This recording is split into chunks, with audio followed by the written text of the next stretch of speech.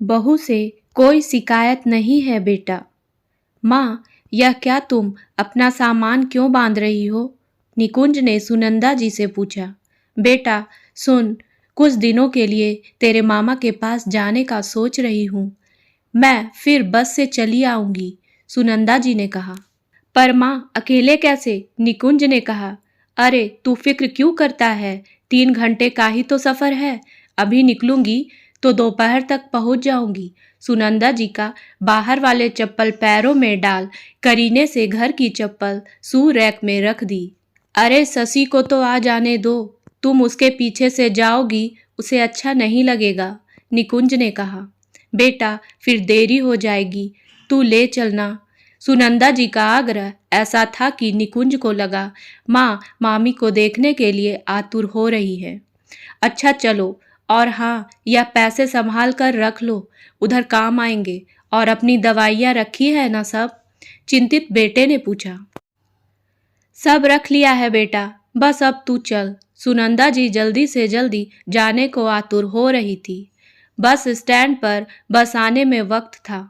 सुनंदा जी निकुंज को जबरदस्ती घर भेज दी, यह बोलकर कि बहू जब घर से निकलती आने का कोई वक्त नहीं रहता। फिर बच्चे भी अकेले कितनी देर रहेंगे? ठीक है, तुम कह रही हो तो जा रहा हूँ, वहां पहुंचते मामा को कहना फोन कर बता देंगे। तुमसे कितनी बार कहा फोन रख लो, यह कहकर मना कर देती हो। हमेशा तुम्हारे साथ ही तो रहना है, कहाँ कहीं आती जाती हूँ। तो सुनंदा जी बस मुस्कुरा दी थी। राशि, माँ के लिए मामा का फोन आया क्या? निकुंज ने शाम को पूछा। नहीं तो, और तुम इतना परेशान क्यों हो रहे हो? अपने भाई के घर ही तो गई है, मस्त होगी वहां। बेकार चिंता कर परेशानी मोल ले रहे हो। राशि की बेपरवाही देख निकुंज आश्चर्य से उसे देखने लगा। अरे कहने का मतलब हो सकता माँ बोलना भूल गई हो। निकुंज को घूरते देख राशि ने कहा। मैं ही मामा को फोन कर लेता हूँ, कह निकुंज ने मामा को फोन लगा दिया। यह आप क्या कह रहे हैं मामा? माँ वहाँ नहीं पहुँची?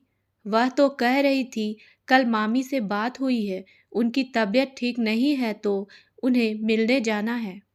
निकुंज आश्चर्य से बोला। बेटा तेरी माँ से हमारी बात ही कब होती है? महीनों हो जाते हैं बात को। सुन, कुछ बात हुई है क्या जो सुनंदा ऐसे कहीं चली गई है? बिना बताए मामा की बात सुन निकुंज के होश उड़ गए। माँ, मामी से कब बात कर ली? घर का फ़ोन तो खराब हो रखा था। मैं भी ना उसकी बात मान गया। मामा, मैं बस स्टैंड जाकर पता करता हूँ, आखिर माँ कहाँ गई? हैरान परेशान निकुंज ने कहा। यार, माँ मामा के घर गई ही नहीं। मैं पता करके आता हूँ, वह कहाँ है? कार की चाबी लेते हुए उसने राशि से यूं ही कहा। राशि भुनभुनाते हुए बोली। अच्छा तो था, चली गई थी, अब यह महाशय उन्हें खोजने जा रहे हैं। क्या कहा तुमने? आधी सुनी बात कान में पड़ते निकुंज तिलमिला उठा। सच सच बताओ राशि, तुमने माँ से कुछ कहा तो नहीं है ना? निकुंज ने पूछा। मैं क्यों कुछ कहूँगी? राशि मुंह टेढ़ा कर बोली। मतलब तुमने ही कुछ कहा है, और माँ जिसने कभी कोई शिकायत नहीं की, शायद उनके दिल में होगी पर जुबान पर कभी ना लाई। वह शिकायतें जो कभी कही नहीं गई, और माँ बिना कुछ बोले यहाँ से चली गई। निकुंज राशि को घूरता हुआ घर से निकल गया। बहुत खोजबीन कर भी सुनंदा जी का पता नहीं चल पाया। वह निराश हो घर आ गया। राशि, सच सच बताओ, तुमने माँ से ऐसा क्या कह दिया जो माँ झूठ बोलकर चली गई? मुझे तो यह एहसास ही नहीं हुआ माँ अपने बेटे के घर में ही परेशान होकर रह रही होगी। निकुंज सिर पर हाथ रख बोला। राशि हर बार न करती रही, तभी उसका 10 साल का बेटा एक कागज हाथ में लेकर आया और निकुंज को देकर बोला। पापा पापा, कल दादी हमें एक कहानी सुना रही थी। वह इस पर लिख कर भी गई है, देखो। बेटा, जिंदगी से कभी कोई शिकायत नहीं की। ससुराल में सब ने पराया व्यवहार किया, फिर भी कुछ ना बोली, क्योंकि तेरे पिता प्यार ही इतना करते थे। फिर जिंदगी ने उन्हें मुझसे तब दूर कर दिया जब मुझे उनकी ज़्यादा ज़रूरत थी। तब भी शिकायत नहीं की, यह सोचकर तू तो है ना मेरे पास। शिकायत तो अभी भी मुझे किसी से कुछ भी नहीं है बेटा। बस मेरी वजह से बहू परेशान रहने लगी, वह मुझे अच्छा नहीं लगा। कल वह किसी से कह रही थी, सास बोझ बनकर मेरे सीने पर पड़ी है, भगवान जाने कब भगवान जी के पास जाएगी। बेटा, मुझे भी यही लगा, मेरा भी समय आ गया भगवान के पास जाने का। बस मैं भी वही जा रही हूँ, मुझे खोजने ना निकलना। मामा के घर झूठ बोलकर जा रही हूँ। तू मेरा सबसे अच्छा बेटा है, जिसे माँ की इतनी फिक्र रहती है, कि जिसके होने पर मेरी बहू मेरा इतना ख्याल रखती कि तुझसे अगर यह शिकायत भी करती कि तेरे पीछे मेरी बहू मुझे क्या क्या बोलती, तू विश्वास ही नहीं करता। इसलिए अपनी इच्छा से जा रही हूँ। तुम चारों मेरी जिंदगी हो, और जिंदगी में मैं परेशानी बनकर नहीं रह सकती हूँ ना। तेरी माँ। निकुंज पढ़ते पढ़ते राशि को खा जाने वाली निगाहों से देखने लगा।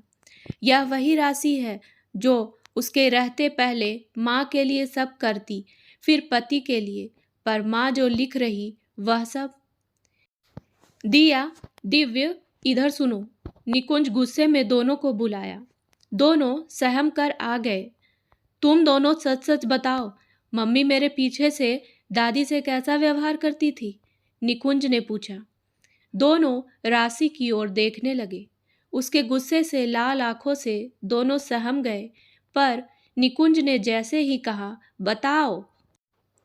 पापा, आपके ऑफिस जाने के बाद मम्मी दादी से कभी अच्छे से बात नहीं करती थी। कहती रहती, 1 साल में मेरी पूरी जिंदगी बर्बाद कर दिया आपने। इससे अच्छा आप अकेले ही रह लेती। एक तो श्रवण कुमार बेटा आपका माँ के खिलाफ कुछ सुनेगा नहीं। जब से आई है घूमना फिरना सब बंद करा दिया, क्योंकि आप कहीं जाना ही नहीं चाहती, और माँ को अकेले छोड़कर बेटा जा नहीं सकता।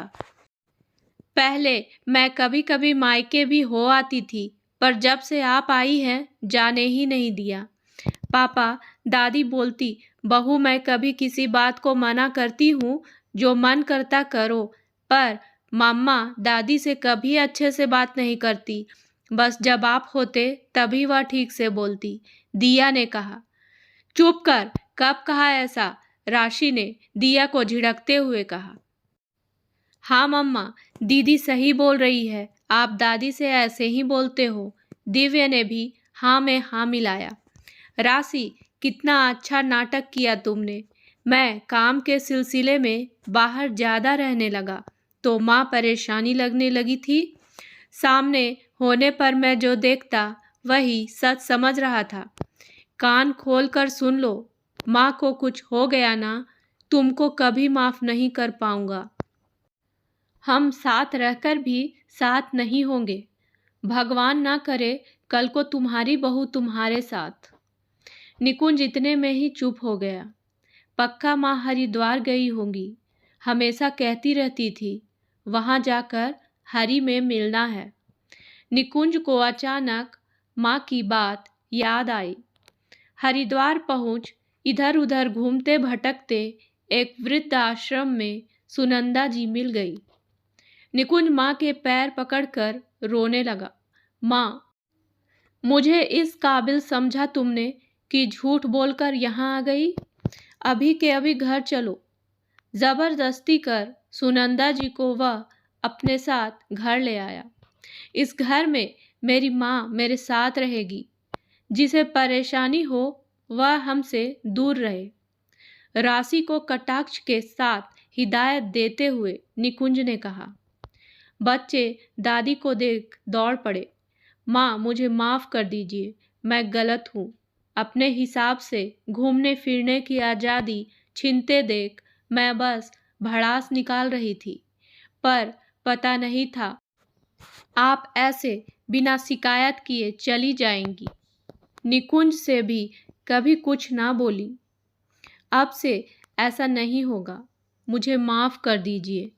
राशि सिर झुकाए बोली।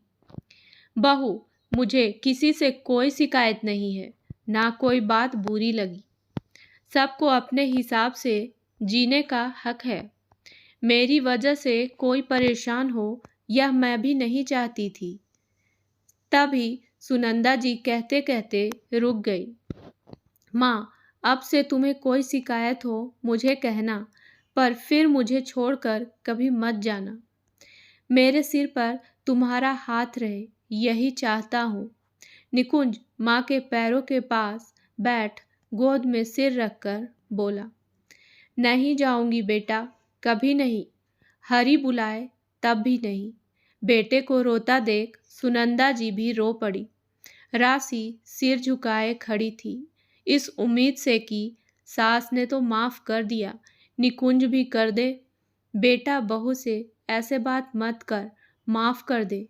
सुनंदा जी राशि का उतरा चेहरा देख बोली। कर दिया माँ, निकुंज कहा और वहां से निकल गया। राशि जानती थी निकुंज का दिल दुखा है, वक्त लगेगा, पर वह पति का दिल जीत ही लेगी। माँ की सेवा कर। उम्मीद है दोस्तों कहानी पसंद आई होगी, तो मेरे वीडियो को लाइक करें और मेरे चैनल को सब्सक्राइब करना ना भूलें। धन्यवाद।